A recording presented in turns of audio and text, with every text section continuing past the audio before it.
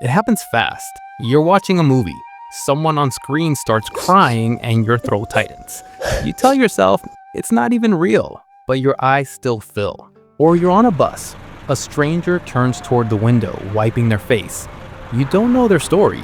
Still, something in you shifts. For some people, emotion stays external. They see it, they move on.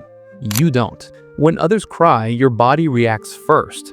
Psychology calls it emotional mirroring. Your brain activates as if the pain is partly yours. You don't just witness tears, you absorb them. And that's not weakness, that's sensitivity wired deep. And it's not just movies. You see a stray dog limping on the street, or a homeless man sitting quietly outside a store. Your chest feels heavy. You watch a student break down after failing an exam, or a couple arguing in public, one of them wiping tears. You don't know them, but your body responds anyway. That's because your empathy isn't selective. It doesn't ask, is this my problem? Your nervous system reads distress quickly. Subtle facial shifts, trembling voices, silence that feels too loud. And before logic steps in, your emotions have already moved. You don't just see pain, you register it deeply. Your reaction isn't random. Some brains process emotion at a distance. Yours doesn't. There are systems in the brain designed to mirror what we see. When someone cries, those systems activate, almost like rehearsal. For most people, it's mild.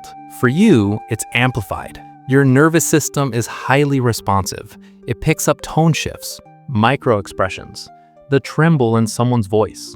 You don't decide to feel it, your body does it automatically. It's not that you're overly emotional, it's that your emotional wiring is sensitive.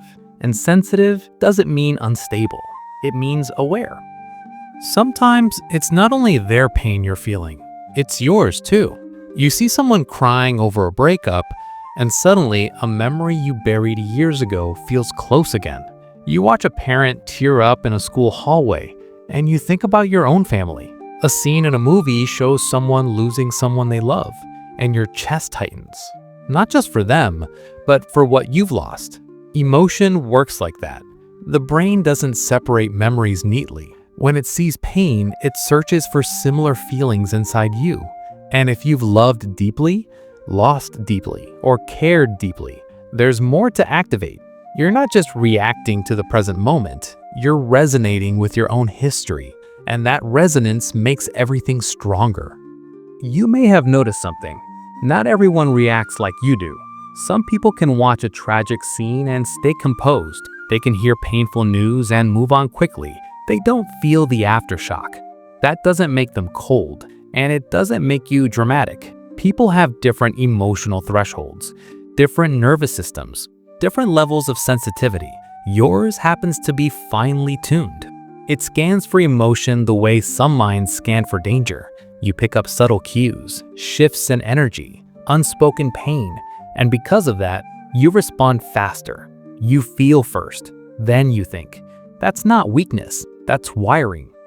If you cry seeing others cry, it doesn't mean you're fragile. It means your heart stays open. You don't shut down easily. You don't numb yourself just to stay comfortable. You allow yourself to feel. In a world that often rewards detachment, you chose connection. You don't need the pain to belong to you for it to move you. And that says something important. You are emotionally available, deeply aware, capable of compassion without being asked. That kind of sensitivity isn't common. And when it's balanced, it becomes strength. Not everyone can feel the world this way, but you can, and that matters.